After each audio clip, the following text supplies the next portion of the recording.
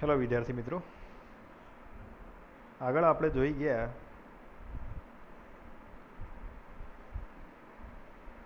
કે પ્રવાહ ગેઇન બરાબર તમને શું મળે છે. તો પ્રવાહ ગેઇન બરાબર તમને આ ચોરસ બોક્સની અંદર તમને જે વેલ્યુ બતાવી છે એ AI is equal to HOE RE minus HFE 1 plus HOE RC plus RE આટલી વેલ્યુ તમને પ્રવાહ ગેઇન કોમન એમીટર માટે તમને મળે છે. હવે આપણે આના અંદર આપણે ચાર વસ્તુ આપણે જોવાની છે.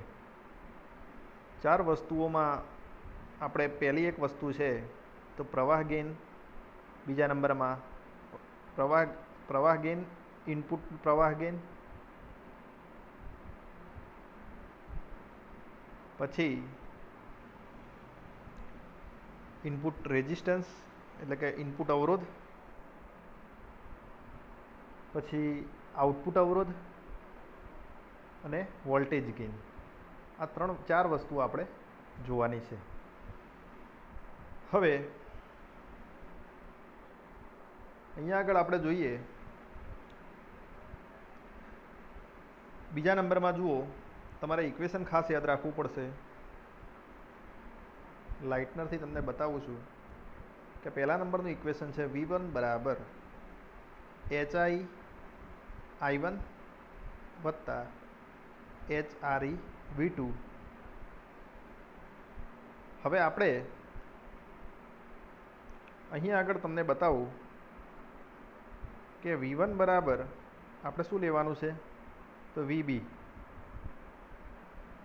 કારણ કે વોલ્ટેજ કોનું તો બેઝ વોલ્ટેજ.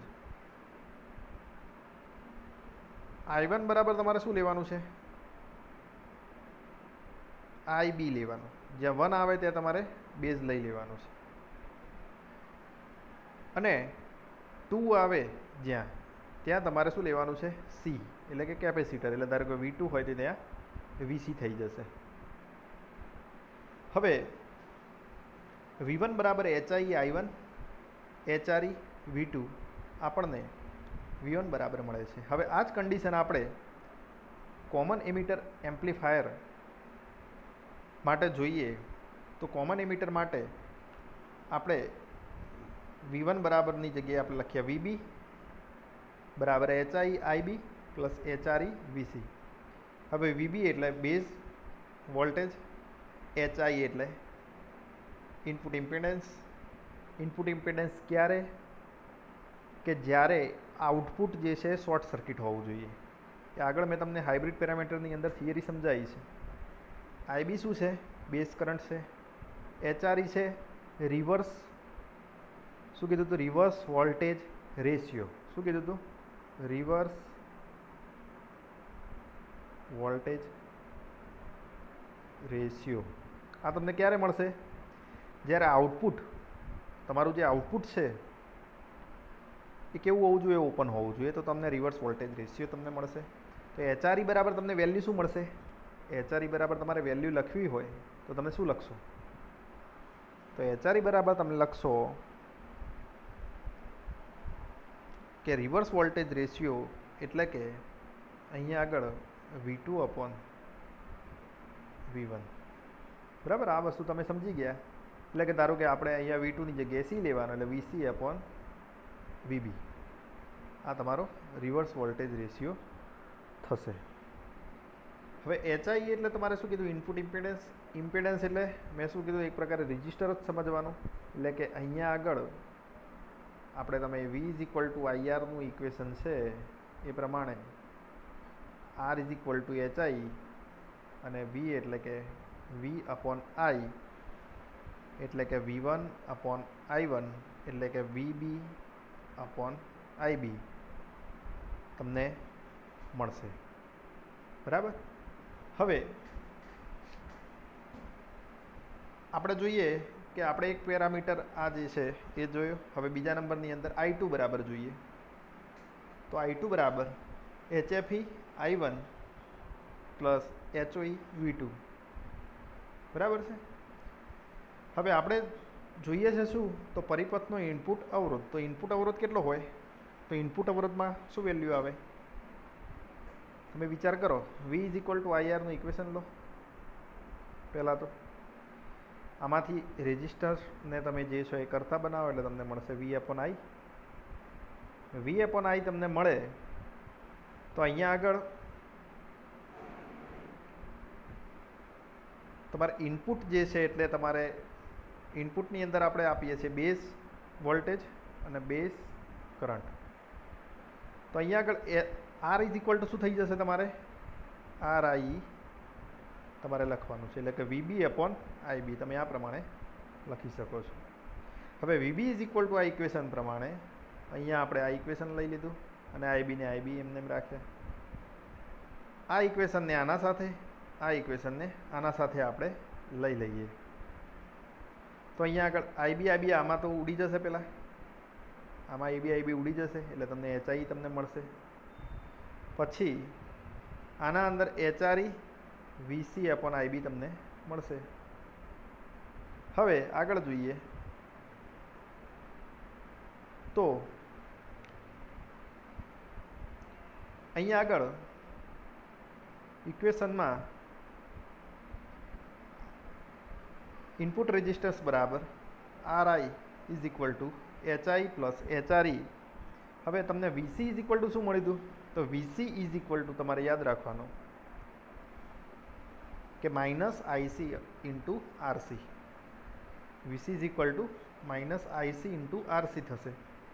હવે આગળ જોઈએ ઇક્વેશન તો RI ઇનપુટ રેઝિસ્ટન્સ બરાબર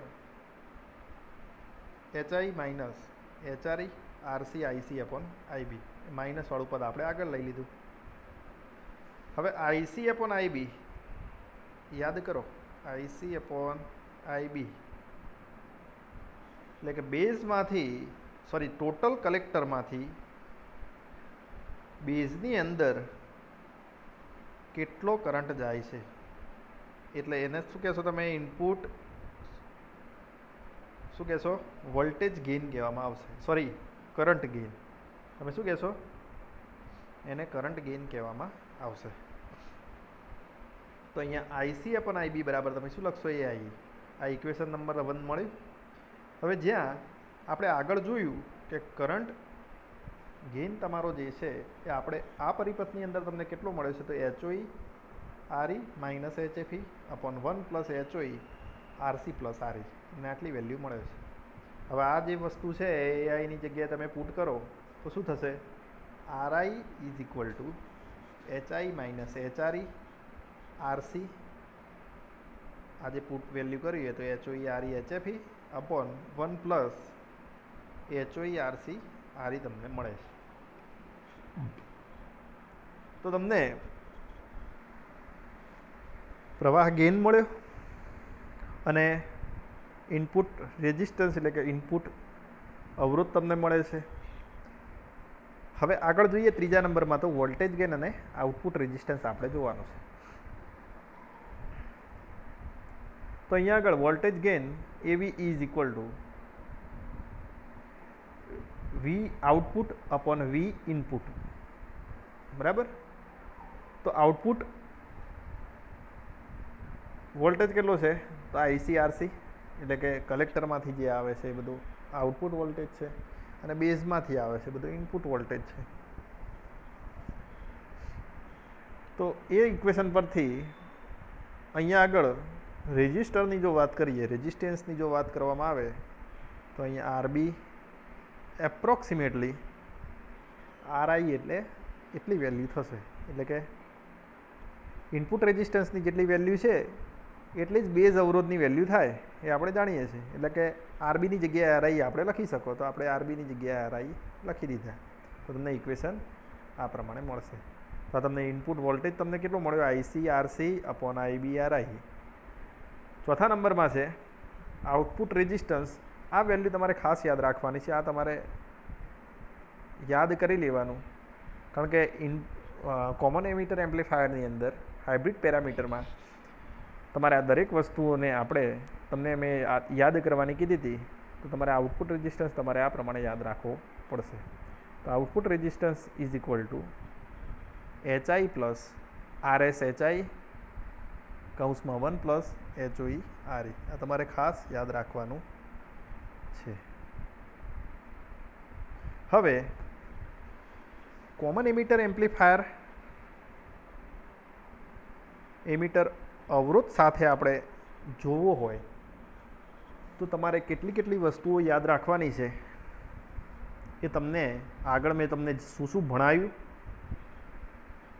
એ તમારે જોવાનું છે. હવે અહીંયા આગળ કોમન એમીટર એમ્પ્લીફાયર માટે અવરોધ સાથે આપણે જોડવું હોય તો આપણે કઈ વસ્તુઓ તમે ફરીથી રિપીટ કરો તો જોઈએ આપણે.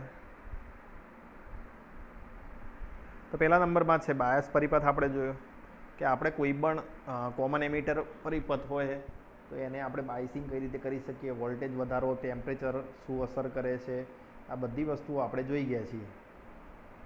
પછી એચ પ્રાચલ પરિપથો તમારે તૈયાર કરવા પડશે. એ તમને ભણાયા મેં કે એચ પ્રાચલની અંદર HI શું છે, HRE શું છે, HFE શું છે, HOE શું છે. તો HI ઇઝ ઇક્વલ ટુ શું કીધું હતું મેં કે HI is equal two input impedance.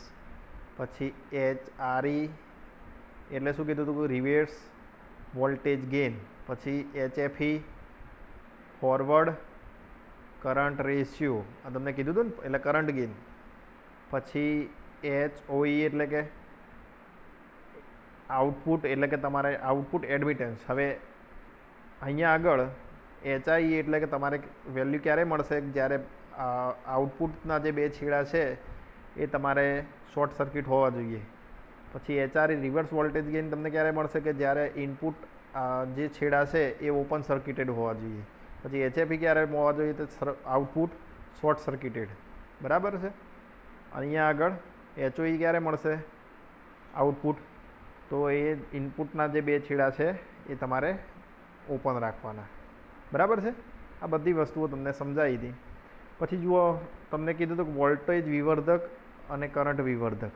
એટલે વોલ્ટેજ વિવર્ધક શું છે તમને સમજાવ્યું હતું કે એનો વોલ્ટેજ તમારે કેટલો હોવો જોઈએ અને બધું તમને બતાવ્યું હતું. જુઓ ફરી બતાવી દઉં.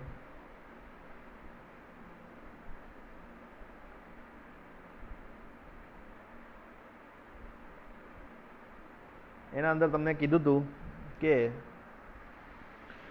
આપણે ઇનપુટ જે અવરોધ છે એ તમારે શું લેવાનો, નાનો લેવાનો, મોટો લેવાનો. એ બધી વસ્તુઓ તમને મેં સમજાવી હતી આગળ. ફરીથી તમે એક વખત રિપીટ કરી દીધું. વોલ્ટેજ વિવર્ધક એટલે એમ્પ્લીફાયર જ છે. આપણે વિવર્ધક કહેવામાં આવે છે એમ્પ્લીફાયરને ગુજરાતીમાં, એટલે એ પણ યાદ રાખજો. કરંટ વિવર્ધક પણ તમને સમજાવ્યું હતું કે કેટલો અવરોધ લેવામાં આવે. પછી જુઓ આગળ તમારે સમજવાનું છે કે નિયત બાયસ પરિપથ તમારે આવશે, ફિક્સ્ડ બાયસ પરિપથ. બરાબર છે. આપણે ફિક્સ્ડ બાયસ કોના માટે યુઝ કરીએ છીએ અને કેટલી અંશે સ્ટેબિલિટીનું મૂલ્ય શું તમારે આવે છે, એ બધી વસ્તુઓ આપણે સમજવાની છે. હવે આગળ આપણે જોઈએ તો simplified common emitter hybrid model આપણે જોવાનું છે. હવે આપણે એચ પેરામીટર તો આપણે ભણી જ ગયા છીએ, પણ આપણે રેઝિસ્ટર એમીટર સાથે જોડ્યો એના સાથે આપણે હાઇબ્રિડ મોડલ તમને કેવું મળે છે એ આપણે જોવાનું છે. હવે અહીંયા આગળ જુઓ, એક વસ્તુ તમારે સમજવી પડશે. જો આપણી પાસે હાઇબ્રિડ મોડલ છે, આ હાઇબ્રિડ મોડલ કોનું છે તો કોમન એમીટર એમ્પ્લીફાયરનું. હવે આપણે અહીંયા આગળ જોઈએ કે આપણું સિગ્નલ કેવું છે, એસી સિગ્નલ છે. આ સિગ્નલનો જે ઇનપુટ રેઝિસ્ટન્સ છે RS અને આ છે આપણું ES સિગ્નલ. હાઇબ્રિડ પેરામીટર કઈ રીતે બનાવવા એ પણ તમને મેં સમજાવ્યું હતું. પછી અહીંયા આગળ જોઈએ તો આ જે તમારો બેઝ છે, આ તમારો એમીટર. એટલે એમીટર તમારો શું કરેલો છે, ગ્રાઉન્ડ કરેલો છે. તો બેઝથી તમારો જે કરંટ જે છે IB અહીંયા આગળ આ જે છે ઇનપુટ ઇમ્પિડન્સ કહેવાય છે, આ એચઆરઈ જે છે એ રિવર્સ વોલ્ટેજ રેશિયો છે, બરાબર છે. પછી અહીંયા આગળ તમે આવશો તો આખી જે લાઈન છે શેના માટેની છે, એમીટર માટેની છે. અહીંયા એચએફઈ જે છે તમારે એ ફોરવર્ડ કરંટ ગેઇન છે, એટલે કે ફોરવર્ડ કરંટ રેશિયો, એટલે કે કરંટ ગેઇન આવશે અહીંયા આગળ, એ તમને આટલી એચએફઈ આઈબી મળે છે. પછી આ જે છે 1/HOE તમારો શું છે, એડમિટન્સ, એ આને પેરેલલ છે આરએલના આઉટપુટની અંદર. આ ભાગ જે તમારો છે, આટલો જે ભાગ છે તમારો, આટલો જે ભાગ છે એ ભાગ તમારે શું થઈ જશે, આઉટપુટ. જો અહીંયા લખેલું રહ્યું, આટલો જે ભાગ છે તમારો એ શું થઈ જશે, ઇનપુટ. અને એમીટર જે છે એ ઇનપુટ એન્ડ આઉટપુટમાં કેવો રહેશે, કોમન રહેશે. એટલે કે આપણે આ પરિપથને આપણે શું નામ આપ્યું છે, કોમન એમીટર એમ્પ્લીફાયર, બરાબર. હવે આગળ જઈએ તો અહીંયા આગળ જુઓ 4 મુદ્દા છે. અહીંયા આગળ એક એક મુદ્દો સમજવાનો છે કે મૂલ્યો સચોટના બદલે નિકટમાં લેવામાં આવે છે. અહીંયા આગળ જે પણ મૂલ્યો આપણે લીધેલા છે, ઇનપુટ ઇમ્પિડન્સ, એડમિટેન્સ, એ બધી વસ્તુ આપણે કેવી લેવામાં આવે છે, સચોટ લેવાની છે. બીજા નંબરમાં જુઓ કોમન એમીટર એમ્પ્લીફાયરની માં 1/HOE એ આરએલ સાથે સમાંતર, એટલે મેં તમને કર્યું આ બંને પેરેલલ છે. HOE એડમિટન્સ અને લોડ રેઝિસ્ટન્સ આ બંને એકબીજાને પેરેલલ છે. અને 1/HOE નું મૂલ્ય આરએલ કરતાં વધારે છે, એટલે કે હંમેશા HOE નું જે મૂલ્ય છે એના કરતાં વધારે હોવું જોઈએ. પણ આ બંને પેરેલલ છે એટલા માટે આપણે 1/HOE બરાબર આરએલ જો આપણે લખીએ તો અહીંયા HOE ની જે વેલ્યુ છે ગ્રેટર ધેન આરએલ છે. આ HOE ને ઉઠાવીને અહીંયા મૂકશો તો HOE આરએલ તમને મળશે. આ HOE આરએલની ટોટલ વેલ્યુ તમારે કેટલી મળશે, 1 કરતાં નાની મળે છે. જુઓ, 1 ગ્રેટર ધેન HOE આરએલ. હવે આના પરથી જોઈ શકો છો કે આરએલ અને 1/HOE ના સમાંતર જોડાણનું સમતુલ્ય, આરએલ અને 1/HOE સમાંતર જોડાણનું સમતુલ્ય આરએલ કરતાં પણ નાનો હોવાથી આનો જે સમતુલ્ય અવરોધ જે મળે છે એ કેટલો મળે છે, આરએલ કરતાં નાનો મળે છે. તો 1/HOE ની અવગણના કરવામાં આવે છે. એટલે આ વસ્તુ આપણે અવગણી નાખીએ તો એ ચાલે, કારણ કે તમે ખાલી આરએલ લોડ અવરોધ લેશો કાં તો આઉટપુટ ઇમ્પિડન્સ એડમિટન્સ જે છે એને પેલા સાથે લોડ રેઝિસ્ટન્સ સાથે તમે પેરેલલ રહેશો તો પણ એની જે વેલ્યુ છે આરએલ કરતાં નાની જ મળે છે. એટલા માટે આ અવગણી નાખીએ આપણે. તો જો અવગણવાનું હોય તો જુઓ ઇક્વેશન 1 તમને આ રીતે મળે છે કે HFE ઇઝ ઇક્વલ ટુ શું છે, તો HFE ઇઝ ઇક્વલ ટુ શું કીધું હતું મેં કે ફોરવર્ડ કરંટ ગેઇન. એટલે કરંટ ગેઇન જે છે તો એના અંદર I2/I1 તમને મળે, તો I2 ઇઝ ઇક્વલ ટુ મેં શું કીધું, આઉટપુટ, અને I1 ઇઝ ઇક્વલ ટુ શું કીધું, IB. એટલે I2 is equal two output, I1 is equal two input. એટલે કે I2 ઇઝ ઇક્વલ ટુ તમને IC મળશે અને I1 is equal two IB મળશે, કારણ કે IB એ ઇનપુટ કરંટ છે અને IC એ આઉટપુટ કરંટ છે. તો HFE માં IC ને તમે કરતા બનાવો તો તમને ઇક્વેશન 1 આ મુદ્દા પ્રમાણે તમે જુઓ પહેલા નંબરમાં, એ તમને ઇક્વેશન 1 એ રીતે મળશે. હવે આગળ જુઓ, ઇનપુટમાં વોલ્ટેજ સોર્સનો મેગ્નિટ્યુડ. હવે ઇનપુટની અંદર આપણે જુઓ તમે તો વોલ્ટેજ જે સોર્સ છે એની વેલ્યુ કેટલી આવશે, મેગ્નિટ્યુડ એટલે એક પ્રકારે એનું મૂલ્ય, બરાબર. એનું મૂલ્ય કેટલું મળશે તમને ઇનપુટની અંદર. તો ઇનપુટની અંદર તમે જોયું કે HRE V0 છે. ઇનપુટની અંદર વેલ્યુ કેટલી લેવાની છે, HRE V0. તમે જોયું, મેં તમને બતાવ્યું ઇનપુટ ભાગ કયો છે, આઉટપુટ ભાગ કયો છે, તો બી તમને બતાવી દઉં. જુઓ, આ ભાગ છે એ ઇનપુટ તમને કીધું હતું, આ ભાગ છે આઉટપુટ. તો ઇનપુટની અંદર HRE V0. તો HRE V0 તમને મળે છે. તો HRE V0 એટલે V0 ની જગ્યાએ તમને કેટલા મળે છે? ICRL. આઉટપુટ વોલ્ટેજ કેટલો મળે છે? ICRL તમને મળે છે. તો HRE is equal two IC બરાબર તમે ઉપર જોયું સમીકરણ 1 પરથી, સમીકરણ 1 નું મૂલ્ય IC ની જગ્યાએ તમે મૂકો તો HFE IB મળશે. તો HRE ઇઝ ઇક્વલ ટુ તમારે આટલી વેલ્યુ મળી ગઈ. હવે બીજા નંબરમાં જોઈએ તો કોમન એમિટર એમ્પ્લીફાયરમાં HRE HFE નું મૂલ્ય કેટલું છે? 0.001 મળે છે. કોમન એમિટર એમ્પ્લીફાયરની અંદર કેલ્ક્યુલેશન કરેલું છે. તો HRE ઇન્ટુ HFE નું મૂલ્ય જે છે એટલે કે HRE એટલે રિવર્સ વોલ્ટેજ અને રિવર્સ વોલ્ટેજ રેશિયો અને forward current gain, voltage ratio અને કરંટ ગેઇનનું મૂલ્ય 0.01 મળે છે. એટલે વોલ્ટેજ સોર્સનો મેગ્નિટ્યુડ તમારે કેટલો થાય છે? IBRL તમને મળશે. કારણ કે આ બે વેલ્યુ આપણે અવગણી શકીએ કારણ કે આના સાપેક્ષમાં. તો એની સાપેક્ષે આની વેલ્યુ કેટલી મળે છે? IBRL મળે છે. તો IBRL મળતું હોવાથી અહીં RL બહુ મોટો નથી, RL બહુ મોટો નથી, આમાં RL બહુ નાનો હોય તો આ સમતુલ્ય સર્કિટમાં RL બહુ નાનો હોય તો સમતુલ્ય સર્કિટમાંથી HRE HOE ને દૂર કરી શકાય, જેથી નવું હાઇબ્રિડ મોડેલ નીચે મુજબ મળે.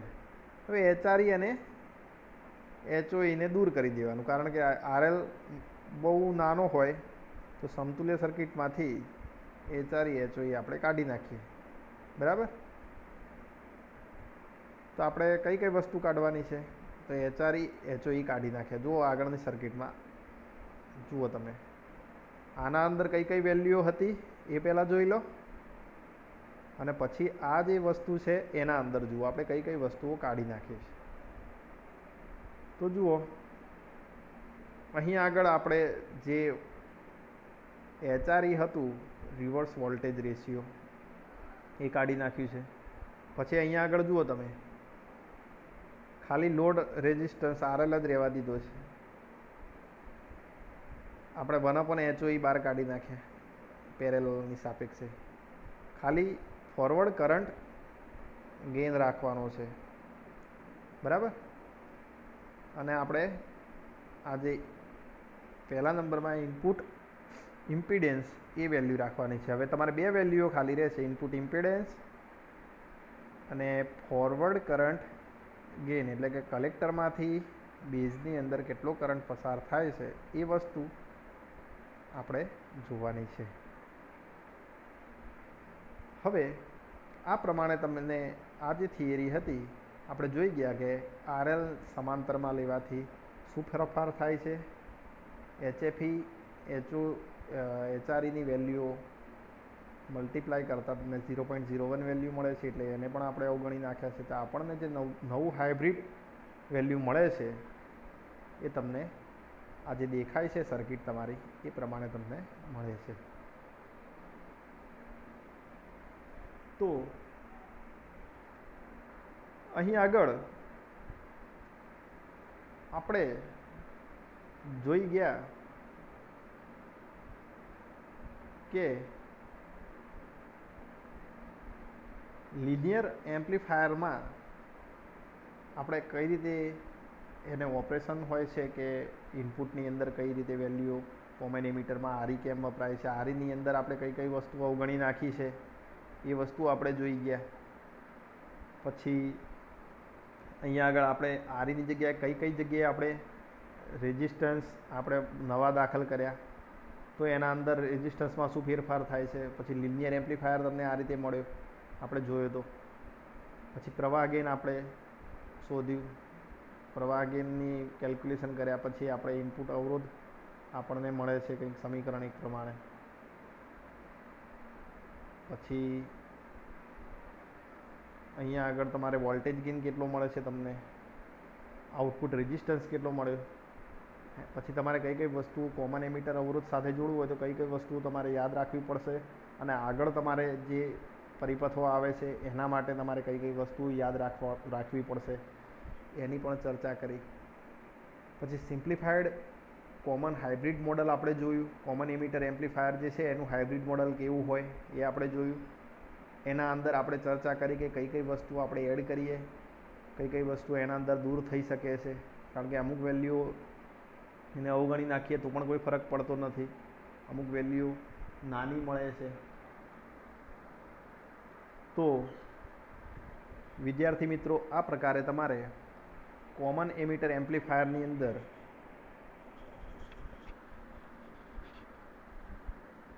એમીટર અવરોધ આપણે જોડીએ છીએ ત્યારે આપણને શું ફેરફાર જોવા મળે છે એ આપણે જોયા. આગળ આપણે અલગ અલગ આવા જ પરિપથો આપણે જોતા રહેશું. તો તમે આ જે થિયરી છે એ થિયરીને ઘરે એક વખત વાંચી, કાં તો આપણા જે આ વિડીયો હતા એ વિડીયોને પોઝ કરી અહીંયા જે મેં લખાયેલું હતું એ મટીરિયલ એનું બનાવો, તમે તમારી જાતે લખો, જાતે સમજો અને લખીને તૈયાર કરશો તો વધારે સારું રહેશે. બરાબર? તો હું આશા રાખું છું કે તમે આ વિડીયોને સમજ્યા હશો અને નેક્સ્ટ લેક્ચર આપણે જોતા રહીશું 503 પેપરમાં, યુનિટ નંબર 2.